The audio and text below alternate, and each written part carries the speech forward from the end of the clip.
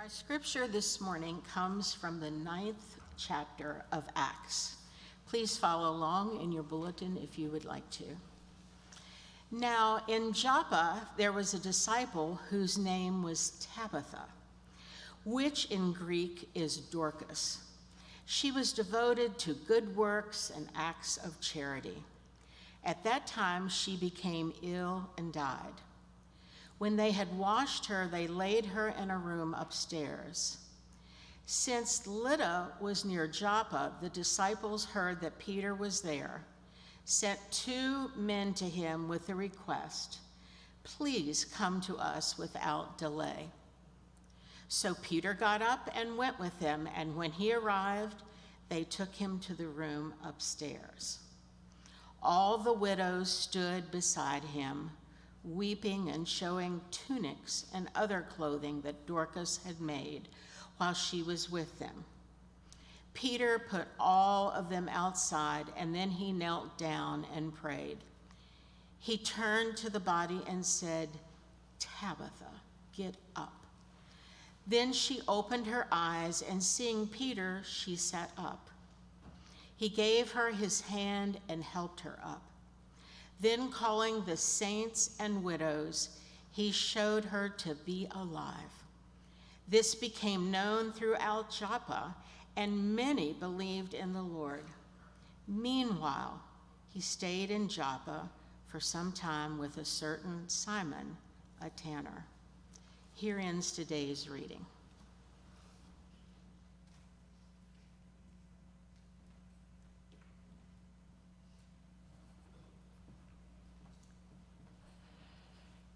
At a former parish in South Carolina, I had a Tabitha in my congregation. No, her name was not Tabitha, but very well could have been. Her name was Jackie.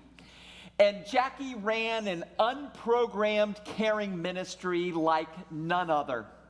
When a member of the parish had to endure time in the hospital, there were freshly baked brownies or cookies on the doorstep of that person's home, often before they ever got discharged. She never missed a special date in the mail with a card, a birthday, or an anniversary. Sometimes the cards would arrive a week before the big day. Jackie, too, was absolutely certain that she wanted to bless those families who were grieving. And so when a church member passed away, she would, with her southern cursive, write a letter to the family that would often even include a poem. Now, I lived in South Carolina for 5 years, and one of the humorous jokes that always gets shared about South Carolina is that the best and worst of anything can always be found in South Carolina. And Jackie's Southern faith was the best of that which was Christian in South Carolina. But then the day came when Jackie's own lungs began to fail, and it was time to help the helper. Well, I bet you can imagine what came forth. Prayers, cards, and pound cake like you have never seen. And the entire church celebrated her life of service. And when the helper got helped, the Spirit of God seemed so present in our midst. I share with you that modern day Tabitha tale to perhaps illumine the character and background of Tabitha in Acts 9. For that was Tabitha, she was a caregiver. The scripture shares with us that Tabitha decided that she was going to, over the course of her lifetime, perform acts of charity. She had a big heart for the poor, according to the scripture, and she was very, very attentive to widows. Tabitha's name, translated Dorcas, meant seamstress. She was, yes, part of the 1st century prayer shawl ministry, as she made clothes for many of the other women in the church community. But then Tabitha died. And many of the widows who were blessed by her ministry were so upset. And so 2 from the early church were sent to find Peter, a leader of the faith, and they wanted him to come right away to visit with Tabitha. Tabitha's body was placed in an upstairs room, which historically speaking, both within a Jewish culture and a Greek culture was common. A dead body was placed in an upper room for about 3 days before being buried. And Peter comes into this room, and all the widows are gathered around Tabitha, who had died, and they were crying and reminiscing about all of the help and love that she had extended to them over the years. And that's when Peter determined that it was time to take action. He asked the widows to leave the room, and then very humbly bent down onto the ground and offered up to God a prayer on behalf of Tabitha. That's when Tabitha opened her eyes and she got up. Peter then took Tabitha by the hand and showed Tabitha back to the widows in the church community. And we're even told in the book of Acts that many in the wider community came to believe in the Lord. Thanks be to the miracle. I mean, what a fairy tale. I wanted to share back with you a moment of honesty that I have about this story that I would very authentically like to share. And that is, stories like this one in the New Testament cause me to be a little uncomfortable. I'll tell you why. It was Peter who performed the miracle, another human being. I mean, compared to, let's say, Jesus and Lazarus in the Gospels. Remember that story? Lazarus had been dead too, and Jesus raised Lazarus. But that was Jesus. This here is Peter. And here we are in a church full of very rational and perhaps educated people, and the idea that a human being can partner with God to raise another one to new life gets me a little squeamish. Yes, the text worked perfectly for the prayer shawl ministry today, but I almost avoided it this morning based on my disbelief of it all.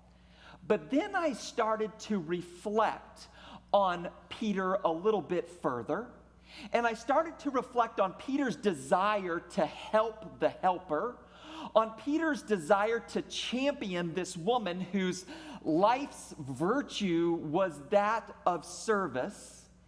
And I began to wonder, what if when you champion a life of service, you're not part of the norm, you're part of the miracle? Now follow me here. If you turn on the news, or if you follow politics, or if you run a business, or if you live in the world that I do, a life of service is not championed. The values of selflessness are not readily found in our world, not easily found. I mean, we live in a world that is an iPad, iPhone, personal pan pizza, my time, my space sort of world. For meaning and fulfillment, of course, come from the words me, you, and I. I experienced this just the other day when I went to Walgreens to shop for a graduation card for a loved one who is graduating later this month. And I could not even believe the amount of I, me, you in the Hallmark card section. Oh, the places you'll go. Achieve your dreams. Do what is best for you. And I realized in that moment, in looking at all of those cards, that the idea that a life of service would be championed, that a vocation or a career would be taken on to bless other people, was just not part of the norm of our society. Hallmark wasn't selling that card, and Walgreens certainly wasn't either. In fact, I was reminded of the terrific one-liner from the great theologian C.S. Lewis. C.S. Lewis once remarked that the problem with our world is not that people believe there is no God, it's that people believe there is a God, and I am it. Oh, the places Tabitha would go to help the poor and the widow and those in need. Those are roads less traveled in our day.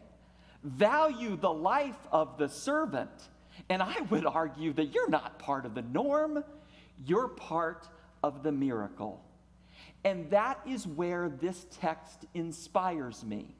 For the great promise of the text is that when the helper is helped intentionally, the Spirit of God emerges and begins to resurrect the life of service in the midst of those who watch. The text does perhaps cause us to reflect on the Tabithas in our own lives, the mothers and the selfless service that they bring forth, teachers, their sacrifice and their commitment, caregivers and nurses and their willingness to go above and beyond, social workers and their desire for help. And part of what the text maybe teaches me, if I put myself in Peter's shoes, is that when I'm intentional about helping those helpers, there truly is a miracle that happens in the midst of others when the life of service gets resurrected. Recently, I've been reading a wonderful book by a Catholic priest, and his name is Richard Rohr. And the book is entitled The Tears of Things. And he writes beautifully about the role of tears all over the scripture. And I couldn't help but notice in preparing for my message today that there are tears in this scripture too. The tears of the widows who are gathered around Tabitha. And part of what Richard Rohr writes about tears is that tears always lead us forward. If we're wanting to bring back and champion the values of service in the world, anger can't do that, but tears can. And my sense is that Peter allowed those tears to help him have the courage to be intentional about helping that helper. And the result was nothing short of a miracle. And I consider the endearing qualities of that we've just experienced 3 times over in this worship service. A young woman on our staff who served here for 6 years, who has arranged and ordered all the flowers. Today, she received a bouquet from us.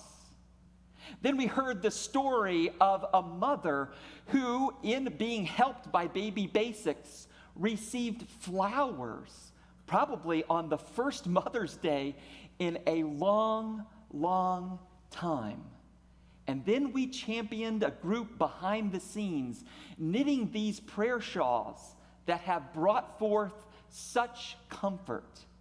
And in doing so, we were reminded that the life of service is vital. Be part of championing a life of service, and you're not part of the norm, you're part of the miracle. I'll close with a final observation about this text that perhaps hits home and is relevant a little bit for us as a church. Some of you in recent weeks noted that our church, Naples UCC, made some very good press in the community. For here in the sanctuary, a few weeks ago, we hosted the Collier County Champions for Learning event that honored local teachers with Golden Apple Awards. And the event truly was extraordinary, as teachers in the community who had made extraordinary sacrifices to go into the vocation of teaching, they were championed at this event. And then their students who were impacted were rejoicing about their teachers being recognized. And the community who was watching all of it, there wasn't a dry eye in this sanctuary. And in looking at those articles and seeing the pictures of our sanctuary, I was greatly appreciative of all the good press that it brought our church. But then I started to reflect upon it a little more deeply, and I said, wow, that sure is an echo of Acts chapter 9.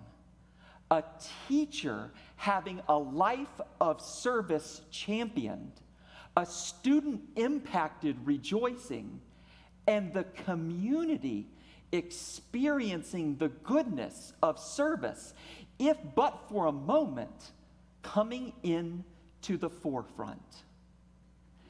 Now, rational people at Naples UCC, don't call me crazy for saying this, but do you think I know what happened on that Saturday here in the sanctuary? I think I do. I think Tabitha opened her eyes and got up. Tabitha got up all over again.